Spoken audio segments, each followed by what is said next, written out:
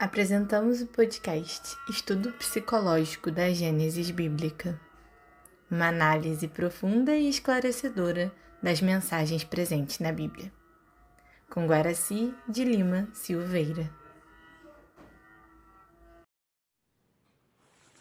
Prezados amigos e amigas que estão estudando conosco a visão geral da Bíblia, eu sou Guaraci de Lima Silveira, aqui de Juiz de Fora, e nós estamos estudando o livro Gênesis, no capítulo 6, e já entrando agora no versículo 9 da Bíblia de Jerusalém, que começa assim: E eis a história de Noé. Eu gostaria de, antes de começar a ler o texto aqui da Bíblia, dar uma informação para vocês que está no livro Dicionário Bíblico.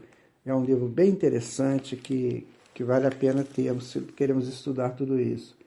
Então, aqui no dicionário, se referindo a Noé, ele tem aqui uma informação bem interessante. Olha lá, o nome Noé pertence a duas ou talvez três figuras da tradição. Como herói do dilúvio, ele é uma figura semelhante aos mesopotâmios. Também como inventor da vinicultura. É um herói de cultura, que pertence ao mesmo grupo que os homens, cujo grupo ele foi talvez primeiramente associado à tradição como pai de Sem, Cã e Jafé, e talvez uma terceira figura genealógica.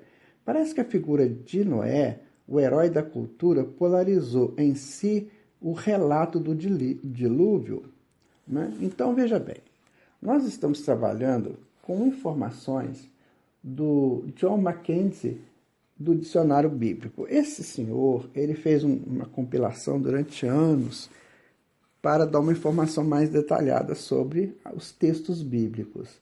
E o livro é bem interessante, é um livro bem robusto, é um dicionário. Então ele vai dizendo assim, olha, em outras palavras, ele diz assim, Noé, você pode associar o nome Noé a um vinicultor. Ou seja, associar Noé a agricultor, por exemplo. Você pode associar Noé também àquele que foi o herói lá do dilúvio. Então, veja que nós temos muita metáfora dentro da história da Bíblia. Então, aquele que quer estudar um pouco isso aí, ele vai ter que ter essas informações, ele vai ter que ter esses conhecimentos. Nós estamos trabalhando com muita metáfora. Nós estamos trabalhando com muita coisa guardada debaixo ou dentro de cada palavra, sabe, de cada texto. Então está aqui no capítulo 9 do versículo 6 do Gênesis, está assim: Eis a história de Noé. Noé era um homem justo, íntegro entre os seus contemporâneos e andava com Deus. Olha só. Então, lá no dicionário bíblico, ele coloca Noé como alguém que é agricultor, alguém que faz uma cultura. No caso, ele colocou como a cultura da uva, né? Mas, quer dizer o seguinte, não é um nome, é um nome que se dava ao agricultor também. Então, aí aqui no texto, ele já coloca Noé como um homem. Então, seria qualquer pessoa, uma pessoa que cultivava algo lá na Mesopotâmia. Assim como nós, minha gente. Nós somos pessoas que estamos cultivando alguma coisa em nós. Alguma coisa plantada por Deus. Não é isso? Então vamos pensar, vamos começar a analisar Noé assim. Eu posso ser Noé. Eu posso ser.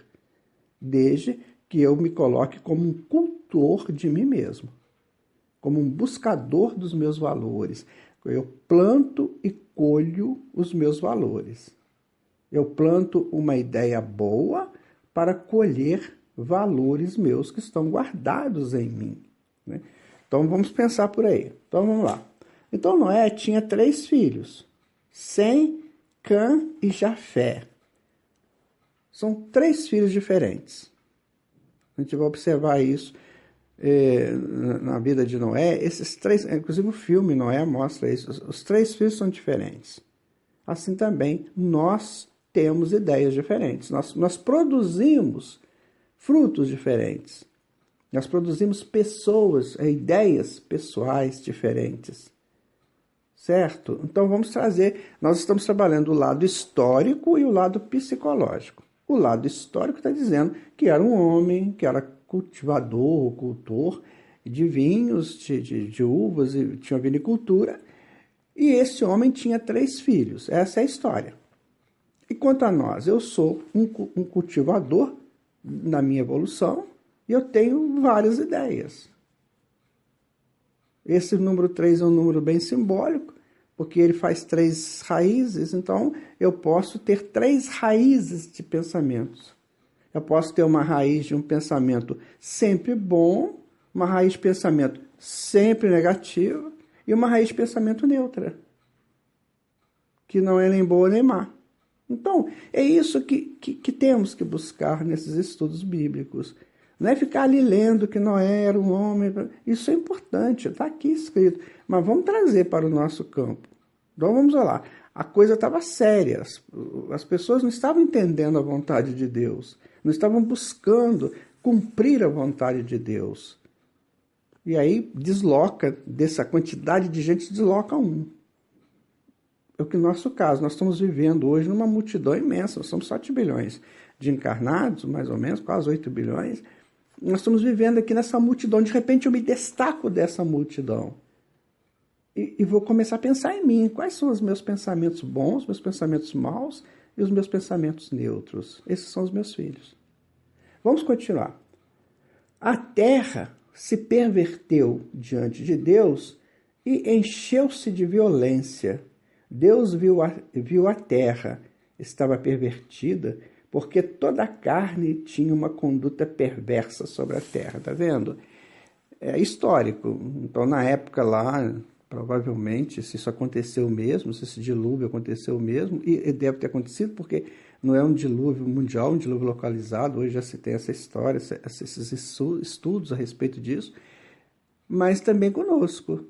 Então, a pessoa se perverte na carne. Quais são os desejos da carne? É sexo, é alimentação, exagero, é poder, dinheiro. Isso é uma representação dos prazeres da carne, ou seja, do ser encarnado, só encarnado. Ele é mais matéria do que espírito. Ele está mais envolvido com as coisas materiais, aqui simbolizado pelo nome carne. Então, as pessoas a pessoa estaria nesse processo, né, bastante envolvido com os prazeres mundanos, e Deus não estava nada satisfeito com isso, porque Ele quer o filho dele para Ele. Ele não quer o filho dele enterrado na carne. A carne é só um processo, é só um meio, não é o fim. É isso que está colocado aqui, não é? Então, vem agora, preparativos para o dilúvio. E Deus disse a Noé: chegou o fim de toda a carne, e eu decidi, pois a terra está cheia de violência por causa dos homens, e eu os farei desaparecer da terra. Certo? Olha que interessante. Então, Deus diz para Noé, ou seja, a nossa consciência fala conosco. Então, está chegado o momento de mudar. Chegou o fim da carne, eu tenho que parar para pensar. Isso nós estamos vendo muito nos centros espíritas, quando as pessoas chegam lá cansadas, oprimidas, tristes, desanimadas, desiludidas, e começam a receber as informações da doutrina, começam a receber as informações consoladoras do Evangelho, e começa a modificar, sabe? É o fim da carne, é o que está colocado aqui, é o fim de toda a carne. Então, por quê? Porque a carne gera violência, pelos interesses muito mundanos, interesses muito rasteiros, interesses de conflitos. Hoje o que a gente vê aí no mundo, todos esses conflitos que nós estamos vivenciando, aqui no Brasil, toda essa limpeza que está sendo feita aí, por que aconteceu tudo isso?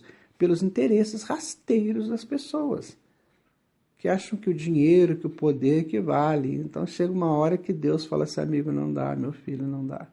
Vamos mudar isso aí, não é? Então, ele diz assim, olha, eu os farei desaparecer da terra. O que vai desaparecer? As pessoas? Não, as ideias negativas.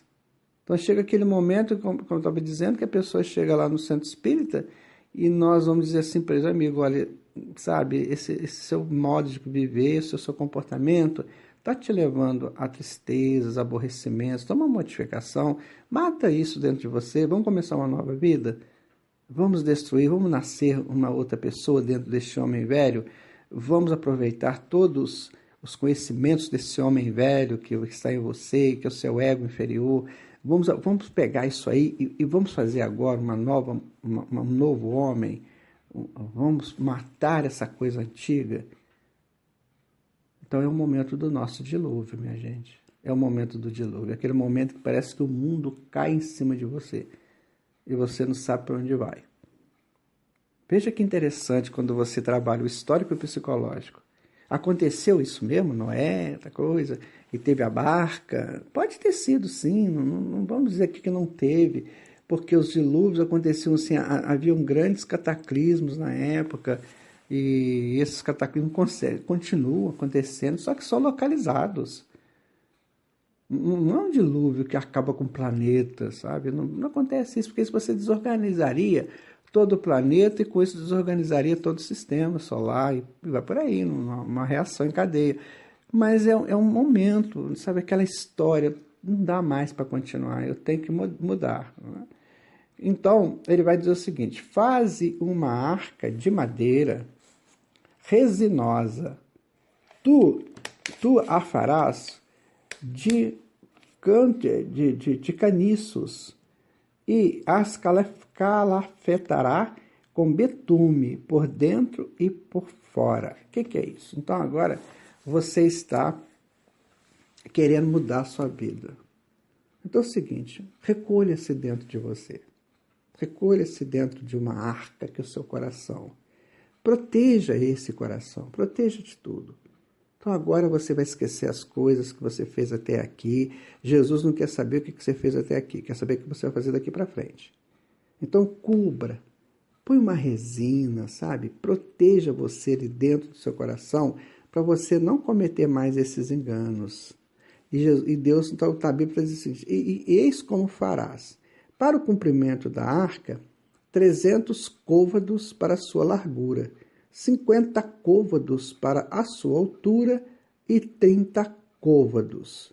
Farás um teto para a arca e remeterás um côvado para o mais alto. Farás a entrada da arca pelo lado e farás um primeiro, um segundo e um terceiro andares. O que significaria isso? Historicamente, ele está dando as medidas da arca. Você vai fazer com tantos metros de comprimento, tantos metros de largura, tantos metros de altura, com 3 andares. Isso aí é a parte histórica. E dentro de nós? O que seria isso? Olha, você faça algo dentro de você que te deixa confortável, que te deixa tranquilo. Quando eu vim para o Espiritismo, para valer, porque eu já nasci espírita, mas eu só fui assumir um pouquinho depois. Então, quando eu cheguei no Centro Espírita para ficar, isso já tem bastante tempo, então eu fiz essa arca comigo. O que eu tinha na minha arca? Eu me baseei na minha família, eu já tinha filho, né? Então, eu me baseei na minha família. E fiz, então, a cobertura do que eu queria. Eu me lembro de 2 livros que foram, assim, essenciais para mim na época. Um foi o Fonte Viva, que todo mundo conhece. É um livro que eu recomendo para todo mundo, é o Fonte Viva. E o outro foi o Boa Nova. Eu não comecei direto na codificação. Claro que eu li o Evangelho segundo o Espiritismo, que eu estudava, mas eu comecei com esses 2. Por quê? Porque eu precisava me sentir confortável, eu precisava me sentir acolhido, protegido. E esses 2 livros me protegeram muito. Toda vez que eu tinha uma dificuldade, eu abri o Fonte Viva, eu abri o Boa Nova, e ali eu ia aprendendo a lição de Jesus, as lições do Antigo e do Novo Testamento, pelo Boa Nova, as informações de Emmanuel e depois as informações de Humberto de Campos. Eu ia aprendendo ali com eles. Ele fui tranquilizando a alma. Fui, nossa, que bonito. Olha que história interessante essa daqui do Boa Nova. Olha quando Jesus reúne os discípulos. Olha o que aconteceu com Madalena, com Maria, mãe de Jesus. E lá no Fonte Viva eu pegava as informações do Novo Testamento. Mas foi muito bom, sabe? Foi o meu acolhimento. E eu coloquei ali, eu me coloquei então na minha barca. Eu estava um dilúvio, ia ser o dilúvio, ia ser a mudança da minha vida. E de repente eu peguei então esses valores para mim. Depois vieram os outros livros e outros e mais outros. Graças a Deus eu os adotei como amigos e como instrutores. Veja como é que o Noé somos nós. Veja como é que a história de Noé é a nossa história. Dificilmente um homem hoje na Terra não esteja vivendo a história de Noé. Dificilmente. Vamos pensar sobre isso, vamos analisando. Depois a gente continua mais. Fique com Deus, Jesus ampare você, e como nós falamos no outro encontro nosso, nós estamos plantando, que o Apolo regue isso e que Deus colhe esses frutos. Muita paz para todos vocês.